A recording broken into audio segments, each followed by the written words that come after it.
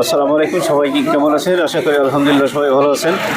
আমাদের যশোর শহরের মসজিদ সড়ক কী পরিমাণে সেজেছে এই ঈদ উপলক্ষে মাহে রমজান।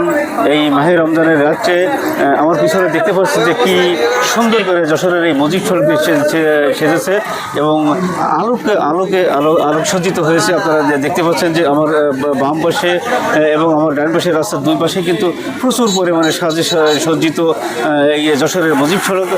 পুরো একটা কেনাবেচা, একটা যে কেনাবেচার যে একটা ধুম পড়ে গেছে এবং মানুষ, মুসলমান সমাজের এই ঈদ উপলক্ষে যে একটা আনন্দ চলে, সেই আনন্দটা কেমনভাবে সেই উদযাপিত হচ্ছে আপনারা সেটি দেখতে পাচ্ছেন।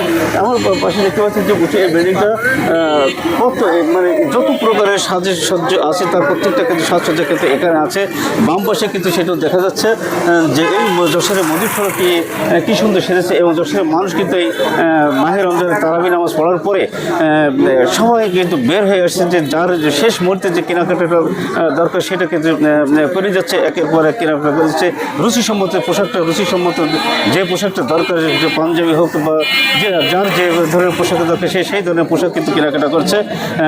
যশোরের মসজিদ সড়ক, এটা কিন্তু মনে হচ্ছে যে আমরা বিদেশের কোনো মার্কেটে এসেছি, বিদেশের সজ্জায় সজ্জিত হয়েছে এরকম একটা বিষয় কিন্তু হয়েছে। কিন্তু আসলে কিন্তু বিদেশে নয়, এটা হচ্ছে আমার যশোর, প্রাণ প্রিয় যশোর। সেই যশোরের বুকে কিন্তু এই রাজ্যে আমি এখন আছি। এখন রাত বাজে প্রায় 11টার বেশি, প্রায় 11টার বেশি। আমি সেই মুহূর্তে কিন্তু আপনাদের সাথে এই লাইভ নিয়ে এসেছি। তো এই ছিল এখনকার মতো যশোরের মসজিদ সড়ক থেকে, প্রাণপ্রিয় যশোর থেকে বিদায় নিচ্ছি। ভালো থাকবেন সবাই। আসসালামু আলাইকুম ওয়া রাহমাতুল্লাহি ওয়া বারাকাতুহু।